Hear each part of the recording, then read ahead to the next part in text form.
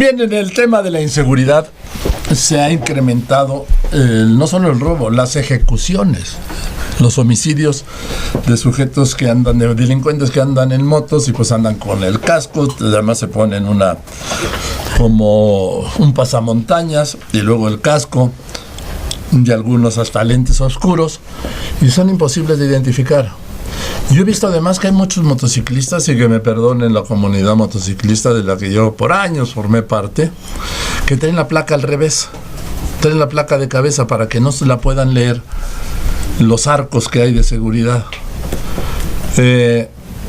Usted ve constantemente en los videos de seguridad el número de asaltos y de robos que hay de pues gente que anda en moto, delincuentes, no de gente, de delincuentes en moto. Por ejemplo, hay muchos lugares ya que por seguridad que no dejan entrar a la gente con casco, ni con lentes, ni con gorra, ni con pasamontañas. Hoy el diputado del PRI en el Congreso de la Ciudad de México, Guillermo Lerdo Tejada, presentó una iniciativa que va a ser muy golpeada, porque aquí yo debo adelantar que no se está criminalizando a los motociclistas, por supuesto que no, yo ando mucho en moto, además. Es a los delincuentes que usan las motocicletas. Guillermo, muchas gracias por venir, buenas tardes. Al contrario, Joaquín, muchas gracias por la invitación. ¿Qué iniciativa presentaste? Pues para empezar tienes toda la razón, no se trata de criminalizar a los motociclistas de ninguna manera, pero sí se trata de darle herramientas al gobierno de la ciudad para atender un problema que se está volviendo gravísimo de inseguridad. Como bien dices, durante los últimos años hemos visto un incremento en prácticamente todos los delitos en la ciudad. En los últimos meses se ha venido agudizando, un aumento más del 80% de homicidios, de más del 40% en los robos, es decir, son cifras alarmantes.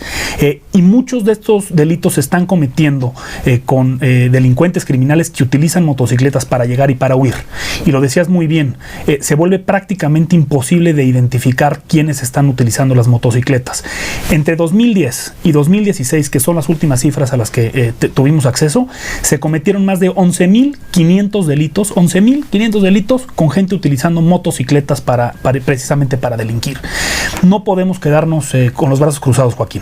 ¿Qué estamos haciendo? Revisamos qué han hecho otros países y otras ciudades importantes que tuvieron problemáticas similares. Colombia, por ejemplo, Argentina. Estos dos países estaban enfrentando problemas que iban crecientes de delincuentes en motocicleta y tomaron pues decisiones muy puntuales que estamos intentando ahora y hemos propuesto el día de hoy en el Congreso de la Ciudad para atender el problema. ¿Qué se trata? Algo muy sencillo, que quienes utilicen una motocicleta y sus acompañantes tengan que portar ya sea en el casco, en su chaleco o chamarra, su número de identificación, es decir, su número de placa. Algo tan sencillo como eso nos va a permitir identificar quiénes están utilizando la motocicleta, si la motocicleta es utilizada para cometer un delito, un robo a transeúnte, robo a cuentaviente, que son frecuentes todos los días estos casos, que las cámaras de seguridad puedan identificar de quiénes son esas motocicletas. Hoy no lo sabemos. Bien decías, ponen las placas al revés para evitar que puedan ser leídas. Muchas motos ni siquiera portan placas y no pasa absolutamente nada. Con una medida tan sencilla como esta, obligar que se tengan que utilizar el número de placa, ya sea en los cascos o en los chalecos, creo que podemos avanzar en combatir este delito. No podemos, como te digo, Joaquín, quedarnos con los brazos cruzados. A ver, pero pues si son a veces motos robadas, pues igual le pintan una placa falsa en el casco. Sin duda. Pero ¿qué pasa hoy? Que los policías, la policía que está desplegada en la ciudad, el C5, etcétera, que tiene, como sabes, miles de cámaras que están vigilando toda la ciudad, pueden y tienen datos de los vehículos robados, saben los números de placas de los vehículos robados. ¿Qué pasa particularmente en el caso de las motocicletas? Como muchas no usan placas, cuando incluso se tiene un reporte, las autoridades no pueden ni siquiera identificar cuáles son las motos robadas. Hoy, con esta iniciativa, si alguien se roba una motocicleta para delinquir, tendrá que traer el número de la placa en su casco o en chaleco, y eso va a hacer que sea visible para todos. Si esa motocicleta tiene un reporte de robo, podrá ser mucho más fácil identificado por las autoridades. Y entonces también vamos a bajar, creo yo, el número de motocicletas robadas, pero sobre todo identificar, como hoy vemos afuera de los bancos, en muchas ocasiones en la propia calle, pues está siempre una motocicleta estacionada, en los casos que se cometen un delito, y un delincuente que se baja rápidamente, comete el asalto, se sube a la motocicleta y aprovecha el tráfico de la ciudad, aprovecha que no hay manera de identificarlos para huir y escaparse. Y no son nada más estas cifras de delitos. Veía yo una columna que publicó, por ejemplo, Héctor de Mauleón hace unos días, muy dolorosa, donde mencionaba pues los casos de nada más de los últimos 15 días, de la cantidad de homicidios y robos que ha habido. Y detrás de esto, pues hay personas, son vidas de las que están quedando ahí. No es nada más un tema de estadística. Y además es una protección para los mismos motociclistas, porque el robo de motos se ha incrementado. Sin duda. Sin duda. Y lo que pasa, como te platicaba, es que no se puede identificar muchas veces a las motocicletas robadas porque ni siquiera tienen placas. Las placas son muy chicas en algunos casos, las placas las usan volteadas, ni siquiera podemos identificar. Creo que una medida que es sencilla, digamos, en su instrumentación, puede dar buenos resultados. Colombia, por ejemplo, tuvieron a partir de la implementación de esta medida, con algunas otras como son campañas de información, campañas de comunicación, lograron bajar casi un 30% los delitos que se cometían en ciudades tan importantes como Bogotá o Medellín, por ejemplo. Es decir, es un tema que no te va a resolver el problema de fondo, pero sí ayuda, sin duda, porque ahí están los resultados, a inhibir el uso de motocicletas en la comisión de delitos. Sí, yo insisto en esto. Yo creo que también se debería, por ejemplo, tú ves las placas en Europa de las motos, pues es un cuadro grande. Sin duda. Sí. ¿Para qué? Justamente para poderla registrar. Por supuesto que sí. Ha habido del tamaño de una bici. Ha habido una iniciativa que empezó, si no mal recuerdo, hace 1 o 2 años para reemplacar motocicletas y sustituir las placas por placas más grandes. Sí. Tenemos 2 problemas. Uno, que el canje pues no ha sido del 100%, y 2, muchas motocicletas, por ejemplo, son del Estado de México o de otros estados que no necesariamente tienen que cumplir con estas normas. Sin embargo, lo que estamos proponiendo es que independientemente de dónde sean tus placas, si tú quieres circular en la Ciudad de México, tendrás que adherirte a esta norma, que es muy sencilla. Tienes que tener con características específicas que estamos proponiendo que sean reguladas por la propia Secretaría de Movilidad, de características del material utilizado, tamaños, dimensiones, el lugar específico en el casco, etcétera. Y entiendo, y lo comentabas bien, que puede haber molestias, lo decías bien. Creo que hay gente que esta también no le va a gustar. 1, no se trata de criminalizar, como decimos. 2, de ninguna manera es estigmatizar a quienes utilizan la motocicleta, pero sí se trata de generar medidas, no, hasta de protegerlos a ellos y de medidas para atender el problema. Y 3, ¿qué hicimos? Que puede ser el casco o chaleco o chamarra.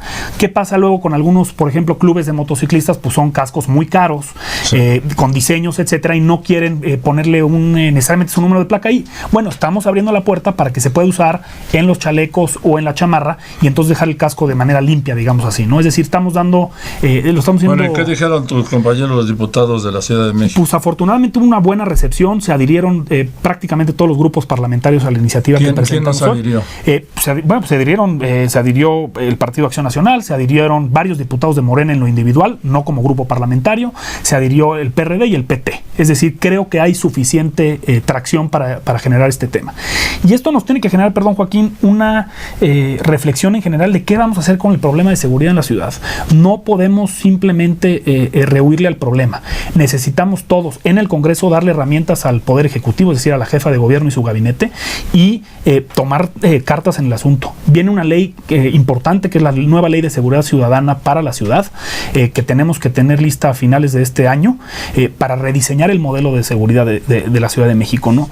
Tenemos de verdad que hacer algo. La situación está en un problema grave, crítico de seguridad. Lo que antes fue el paraíso, como le decían, el oasis ante lo que estaba pasando en toda la República, y aquí no, hoy se está volteando. La ciudad está cada vez más peligrosa y tenemos que ir a atender los problemas. Muy bien, Guillermo, pues te aprecio mucho. Tenme al tanto de cómo va esto, ¿no? Por supuesto, te estaremos avisando a ti y a tus radioescuchas de cómo va avanzando la iniciativa, recoger las preocupaciones que hay, ver qué podemos mejorar. De eso se trata, también de escuchar a los ciudadanos, perfeccionar las normas, y pues esperemos que en muy pocos meses tengamos esto en favor de la seguridad de los ciudadanos. Muchas gracias, Guillermo. Al contrario, querido Joaquín, te agradezco. Muy buenas tardes, Guillermo Lerdo Tejada, diputado del Congreso de la Ciudad de México por el PRI, con esta iniciativa que ojalá, mire, pues es muy fácil, encima de las chamarras padres que traen algunos, pues un chaleco de esos, sin duda, de mallas, así, ¿no? Es, reflectivo, que tenga un espacio para meter el número de placa. Así de sencillo.